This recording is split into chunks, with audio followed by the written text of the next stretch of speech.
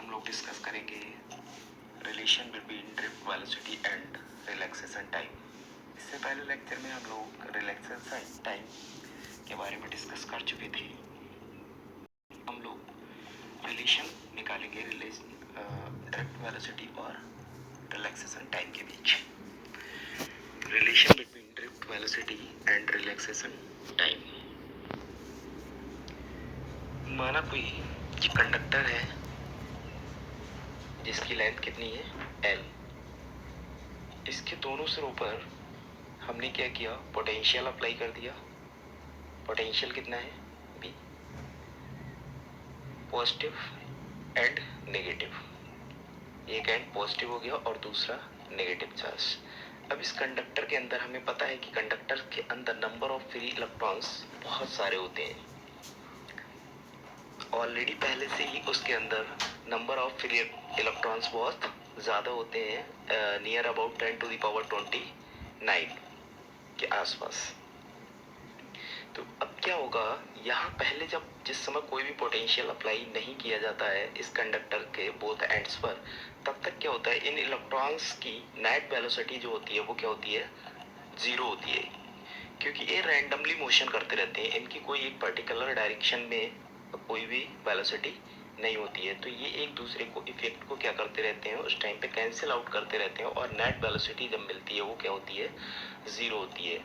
But जैसे ही हम इन conductor के दोनों एंड्स पर क्या करेंगे, पोटेंशियल अप्लाई करेंगे, तब यहाँ से हम देखेंगे कि ये बैटरी का पॉजिटिव टर्मिनल है और ये नेगेटिव टर्मिनल है। तो यहाँ से पॉजिटिव चार्ज जाएगा और ये वाला जो क्रॉस सेक्शन एरिया है यहाँ पर क्या हो जाएगा, पॉजिटिव चार्ज आएगा। जब पॉजिटिव चार्ज आएगा और इस कंडक्टर के अंदर जो भी नंबर ऑफ फ्री इलेक्ट्रॉन्स होते हैं उनके पास चार्ज कैसा होता है, इलेक्ट्रॉन्स के पास नेगेटिव चार्ज होता है। अब यहाँ पर अगर पॉजिटिव चार्ज आएगा तो ये क्या करेगा, इलेक्ट्रिक फील्ड प्रोड्यूस करेगा। इलेक्ट्रिक फील्ड प्रोड्यूस करेगा तो इलेक्ट्रिक फील्ड की डायरेक्शन इधर होगी, इस डायरेक्शन में इलेक्ट्रिक फील्ड की डायरेक्शन होगी। ठीक है, तो ये पॉजिटिव चार्ज होने की वजह से यहाँ के जो इलेक्ट्रॉन्स है नेगेटिव चार्ज होने की वजह से ये इस पॉजिटिव चार्ज से क्या होंगे, अट्रैक्ट होंगे और इनकी एक पर्टिकुलर डायरेक्शन में क्या हो जाएगी, वेलोसिटी हो जाएगी। ये सारे के सारे इलेक्ट्रॉन्स इस कंडक्टर के अंदर के सभी इलेक्ट्रॉन्स क्या होंगे, ये इस डायरेक्शन में स्मॉल वेलोसिटी से क्या होगा, मूव करने लगेंगे। ठीक है, इस डायरेक्शन में ऐसे फ्लो करने लगेंगे और इसी को हम लोग बोलते भी हैं ड्रिफ्ट वेलोसिटी। जब हमने इसको पोटेंशियल दिया तो इस कंडक्टर के अंदर के जो इलेक्ट्रॉन्स थे वो इलेक्ट्रॉन्स क्या हुए, इस डायरेक्शन में क्या करने लगे, मूव करने लगे। इसी को बोलते हैं क्या, ड्रिफ्ट वेलोसिटी। अब बात करें अगर रिलैक्सेशन टाइम की, रिलैक्सेशन टाइम क्या होता है, तो रिलैक्सेशन टाइम के बारे में हम लोग इससे पहले डिस्कस कर चुके थे कि टू सक्सेसिव कोलिजन्स के बीच का जो टाइम होता है उसको हम लोग रिलैक्सेशन टाइम बोलते हैं। जैसे मान लिया हमने कि एक इलेक्ट्रॉन ये है, ठीक है, यहाँ से ये यहाँ गया और यहाँ से यहाँ जाने के बीच, यहाँ से यहाँ, यहाँ से यहाँ तक जाने में जो टाइम लिया इसने, इसके बीच में इसे कोई डिस्टर्ब करने वाला नहीं है। यहाँ पर ये फ्री मूव कर सकता है। तो यहाँ से यहाँ तक जाने में, यहाँ से यहाँ के इससे कोलाइड करने में, कोलिजन होने में जो टाइम इसके बीच लगा, इसको हम बोलते हैं क्या, रिलैक्सेशन टाइम। इसी तरह से अगर दूसरा बात करें, यहाँ पर यहाँ से यहाँ तक आने में इसके बीच में कोई भी डिस्टर्ब करने वाला नहीं है। कह सकते हैं कि अब तुम आराम से यहाँ मूव कर सकते हो। तो यहाँ से यहाँ जब इलेक्ट्रॉन आएगा तो यहाँ से यहाँ तक जो टाइम पीरियड लगेगा उस टाइम पीरियड को बोलते हैं हम लोग क्या, रिलैक्सेशन टाइम, और जिसको हम लोग रिप्रेजेंट करते हैं किससे, टाउ से। तो दो सक्सेसिव कोलिजन्स के बीच का जो टाइम होता है उसको बोलते हैं रिलैक्सेशन टाइम। और रिलैक्सेशन टाइम इसलिए बोलते हैं क्योंकि वहाँ पर कोई भी इस इलेक्ट्रॉन को डिस्टर्ब करने वाला नहीं होता है। यहाँ से यहाँ तक वो फ्रीली जा सकता है। यहाँ जैसे ही आएगा तब ये क्या करेगा, इसमें रुकावट उत्पन्न करेगा। ठीक है, इसको डिस्टर्ब करेगा आगे जाने से। तो यहाँ से यहाँ इन दोनों के बीच का जो कोलिजन, सक्सेसिव कोलिजन का टाइम है उसको हम लोग बोलते हैं क्या, रिलैक्सेशन टाइम, और जिसको हम लोग टाउ से रिप्रेजेंट करते हैं, और ये हम लोग पहले ही पढ़ चुके हैं। तो आइए रिलेशन देखते हैं। Definition theory, let a potential difference be applied across of a conductor length L and cross sectional area A। ठीक है, एक कंडक्टर है जिसका क्रॉस सेक्शन एरिया कितना है A, इसका क्रॉस सेक्शन एरिया हमने मान लिया कितना है A, cross sectional area A, इस कंडक्टर की लेंथ कितनी हो गई L, इसके दोनों एंड्स पर, ठीक है, दोनों सिरों पर क्या किया हमने, एक पोटेंशियल अप्लाई कर दिया, और वो पोटेंशियल कितना है P।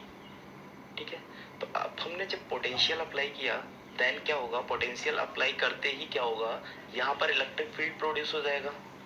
इलेक्ट्रिक फील्ड की डायरेक्शन होगी इस डायरेक्शन में, वही यहाँ लिखा हुआ है, then electric field is produced.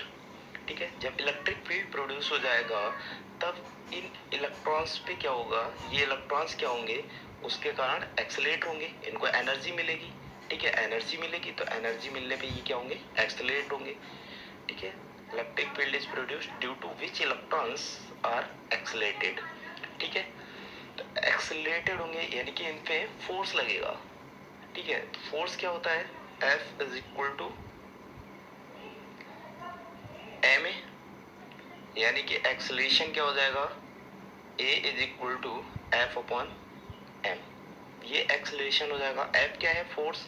अब फोर्स कितना लग रहा है इसके ऊपर, कौन सा फोर्स है, इलेक्ट्रिक फोर्स है, तो इलेक्ट्रिक फोर्स क्या होता है क्यू ई, इलेक्ट्रिक फोर्स क्या होता है Q E upon M. Q क्या है, चार्ज, चार्ज को हम लिख सकते हैं क्या, माइनस ई, माइनस इसलिए क्योंकि क्या है नेगेटिव। ठीक है, इलेक्ट्रॉन कहाँ जाएगा, इस डायरेक्शन में, और इलेक्ट्रिक फील्ड इस डायरेक्शन में, तो चार्ज, और वैसे भी क्यू चार्ज ऑफ इलेक्ट्रॉन है, इलेक्ट्रॉन के ऊपर चार्ज कैसा होता है, नेगेटिव होता है, तो हम लोग जानते हैं क्यू को क्या लिखेंगे, minus E into E upon M. Clear. अब but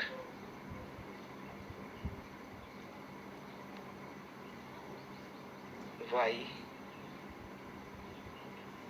first equation of motion, first equation of motion क्या होती है, गति की प्रथम समीकरण B is equal to U plus A T, यही होती है। B क्या है, फाइनल वेलोसिटी है, U इनिशियल वेलोसिटी है, और A एक्सेलरेशन है, T क्या है, टाइम। ठीक है, तो फाइनल वेलोसिटी यानी कि जब हमने पोटेंशियल अप्लाई किया तब इसकी नेट वेलोसिटी मिली, क्योंकि इससे पहले जो इसकी इनिशियल वेलोसिटी मिल रही थी वो कैसी थी, जीरो थी, क्योंकि यहाँ पे इस कंडक्टर के अंदर जब तक पोटेंशियल, इसके सिरों पर पोटेंशियल अप्लाई नहीं किया था तब क्या हो रहा था, यहाँ के इलेक्ट्रॉन्स जो हैं मूव तो कर रहे थे बट उनकी नेट वेलोसिटी कैसी रहती थी, जीरो, क्योंकि उनका मूवमेंट कैसा था, रैंडमली, एक इलेक्ट्रॉन ऐसे जा रहा है तो दूसरा ऐसे जा रहा है, तीसरा ऐसे जा रहा है, कोई भी एक पर्टिकुलर डायरेक्शन नहीं थी।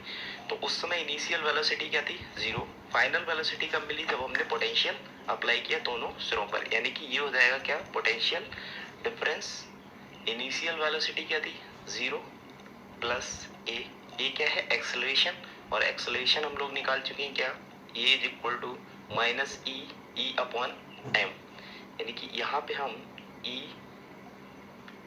ई अपॉन एम रख सकते हैं, और टी क्या है, टाइम टू सक्सेसिव कोलिजन्स के बीच का, तो उसको हम लोग क्या रिप्रेजेंट करते हैं, टाउ से, तो ये क्या हो जाएगा, टाउ। क्लियर, यानी कि यहाँ से हम लिख सकते हैं, और V D is equal to minus E upon M into tau. तो वी डी क्या है, ड्रिफ्ट वेलोसिटी, बी क्या है, ड्रिफ्ट वेलोसिटी, टाउ क्या है, रिलैक्सेशन टाइम, और ये क्या है, कांस्टेंट टर्म है, यानी कि हमें निकालना भी यही था, relation between drift velocity and relaxation time, और वो ड्रिफ्ट वेलोसिटी और रिलैक्सेशन टाइम के बीच हम रिलेशन फाइंड आउट कर चुके हैं, यानी कि रिलेशन जो आ जाएगा वो V D is equal to minus E E upon M into tau. तो ये रिलेशन होता है ड्रिफ्ट वेलोसिटी और रिलैक्सेशन टाइम के बीच। क्लियर? तो यहाँ से बी डी क्या हो गया, ड्रिफ्ट वेलोसिटी, ई क्या हो गया, charge of electron, E capital E electric field, M mass of electron और tau relaxation time. Clear? Current density, current density क्या होता है, it is defined as the ratio of, it is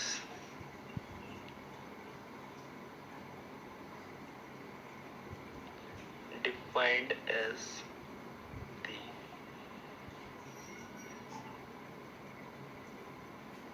ratio of current flowing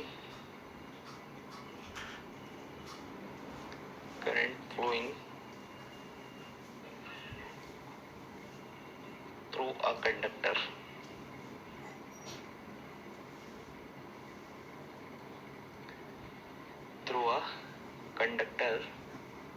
its cross sectional area, its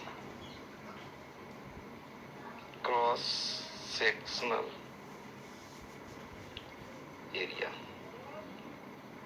ठीक है, it is defined as the, इसको हम परिभाषित कर सकते हैं कि क्रॉस सेक्शनल एरिया से पास होने वाली करंट का जो अनुपात होता है उसको हम लोग क्या बोलते हैं, करंट डेंसिटी बोलते हैं।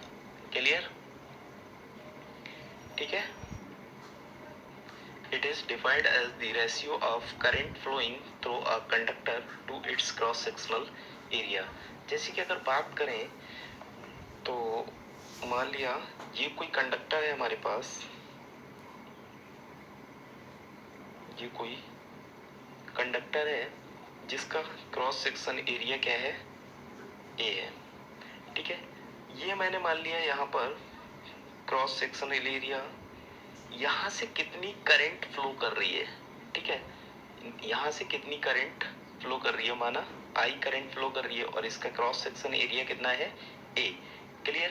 तो यहाँ ए क्रॉस सेक्शन एरिया और इससे पास होने वाली करंट का जो रेशियो होता है वो क्या कहलाता है, करंट डेंसिटी कहलाता है। ठीक है, इसको हम लोग लिखते हैं, करंट डेंसिटी को रिप्रेजेंट करते हैं जैसे J is equal to I upon A. I क्या है, करंट, और ए क्या है, क्रॉस सेक्शन एरिया। इससे पहले जब हम लोग ड्रिफ्ट करंट के बारे में बात कर रहे थे तब हमने पढ़ा था ड्रिफ्ट करंट कितनी होती है, I is equal to N E A B D. V D क्या है, ड्रिफ्ट वेलोसिटी, ए क्या है, क्रॉस सेक्शनल एरिया, ई क्या है, चार्ज ऑफ इलेक्ट्रॉन, और एन क्या है, नंबर ऑफ फ्री इलेक्ट्रॉन्स। यानी कि अगर हम जे से यहाँ जे लिखें now J is equal to क्या हो जाएगा, आई की वैल्यू यहाँ पुट कर देंगे तो क्या हो जाएगा, J is equal to N E A B D upon A. A से ये कैंसिल आउट हो जाएगा, कितना बचेगा, एन ई बी डी। तो ये जो होता है ये निकल के आती है क्या, करंट डेंसिटी। और करंट डेंसिटी का फार्मूला क्या होता है, J is equal to N E B D. ये हो जाएगी करंट डेंसिटी। इसकी यूनिट हो जाएगी क्या, ampere per metre square, ampere per metre square. Clear है यहाँ तक?